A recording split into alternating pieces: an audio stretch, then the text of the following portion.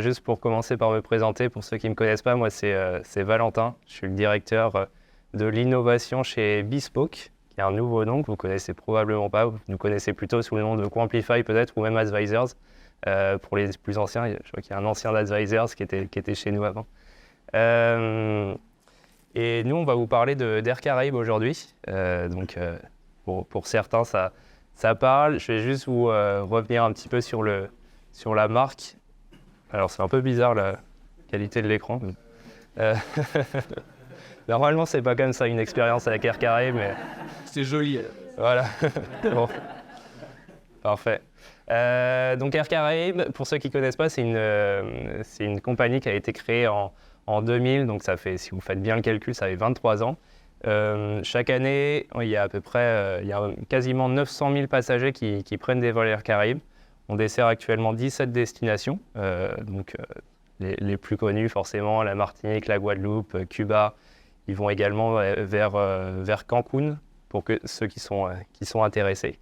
Et il y a 17 appareils qui sont actuellement en activité. Il y en a des nouveaux. Je ne suis pas un spécialiste de l'aérien, mais qui reviennent fréquemment. Donc c'est une expérience qui est beaucoup basée sur l'ADN entier. En fait, contrairement aux autres compagnies qui desservent aussi ces destinations comme Air France, que vous connaissez tous, le principe, c'est que Air Caraïbes, leur siège déjà est basé dans les Caraïbes et voilà notamment les hôtesses de l'air, et c'est des personnes qui viennent de ces territoires.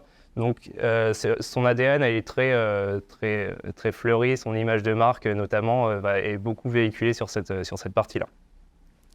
Et un point important dans l'aérien, pour certains je vais pas leur apprendre grand-chose parce qu'ils travaillent sur ce type de sujet. Mais ce qui est hyper important, c'est le prix. On a 42% des voyageurs français qui pensent qu'à une chose, c'est le prix à partir du moment où ils savent vers quelle destination ils vont aller. Je suppose que c'est le cas de la plupart des gens aussi dans la salle. Vous êtes peut-être à la recherche de vos vacances pour cet été. Et du coup, le prix, quand on fait cette recherche, bon là c'est Google Flight, mais vous voyez qu'assez rapidement, on va s'orienter sur du coup, la compagnie qui propose le meilleur prix, même s'il y a d'autres points après qui vont rentrer en compte, comme l'image de marque, etc.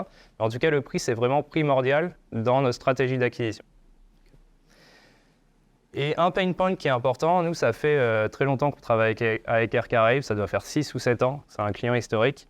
Un point important pour nous, c'était cette mise à jour des prix.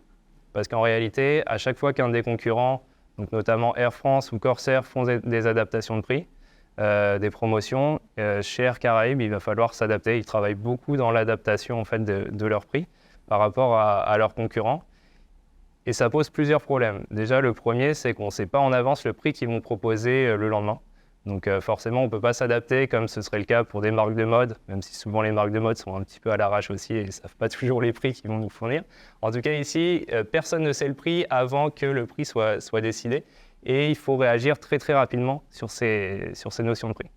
Un autre sujet, je vous l'ai dit, Air Caraïbes, ils sont basés dans les Caraïbes et du coup, il y a un décalage horaire qui se fait entre ici et entre la métropole et leur siège. Et du coup, c'est quand même assez compliqué quand on doit faire des changements de prix à 19h, 20h, 21h le vendredi soir. Personne n'a envie de le faire.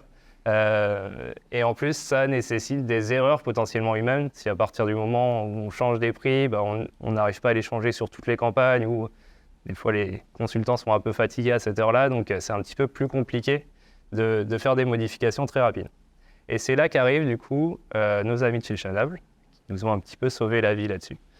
Pourquoi ? Parce qu'en fait, avec l'outil Shanable ou Shanable, les anglophones, on a réussi à récupérer les informations de prix pour les injecter directement dans nos annonces. Donc, comment ça va fonctionner ? Ça va fonctionner comme un flux produit un petit peu traditionnel, comme sur de l'e-commerce.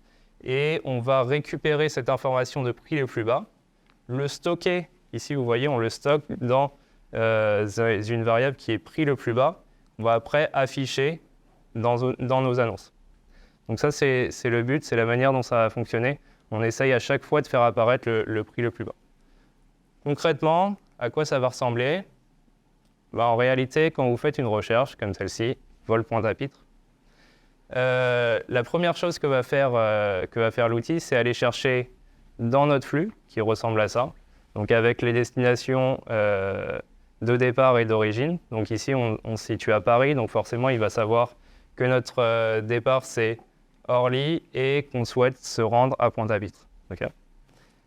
Et du coup, on va récupérer cette information de prix, qui est le vol à 489 €. Et cette info, on va le remplir directement dans nos annonces grâce à une automatisation qu'on va faire sur le compte Google Ads. Et vous voyez, ça fait un petit peu toute la différence de proposer. Si vous avez ce résultat-là, vol.apitre, vous voyez qu'il y a Air Caraïbes qui propose son vol à 489, Air France qui est à 555. J'ai cliqué sur l'annonce, le prix n'était pas à jour par rapport à ce qu'il proposait. Bon, juste pour le mentionner. Et donc là, on a fait apparaître dans le titre, mais on le fait apparaître aussi potentiellement dans des extensions de prix, dans des liens annexes, par exemple. C'est des choses qu'on peut faire tout à fait dynamiquement.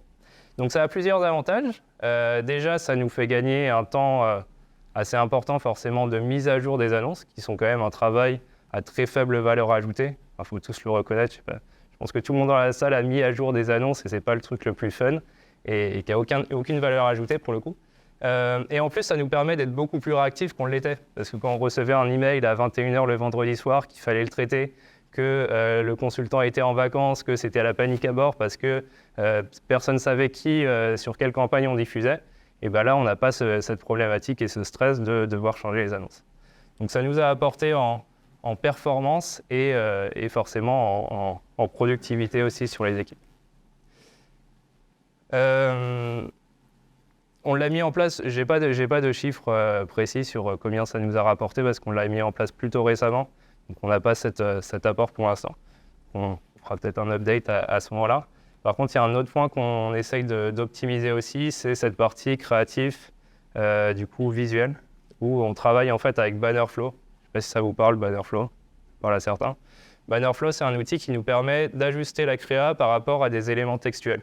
Donc, par exemple, ça c'est l'interface de Bannerflow, et le rendu, il est ici. Donc il y a notamment le prix qu'on peut modifier. Donc là, c'est 750, on peut passer à 700. Le visuel va tout de suite se mettre à jour à 700 €. Et ça, c'est toujours manuel. Enfin, en tout cas, la partie modification du prix. Ce qu'on va essayer de mettre en place avec le partenariat avec Chanable, c'est du coup, avec ce flux produit que je vous ai montré, de pouvoir dynamiquement mettre à jour la créa sur Bannerflow et du coup, qu'elle soit dynamiquement aussi générée sur la plateforme Google Ads. Voilà, c'est tout pour moi.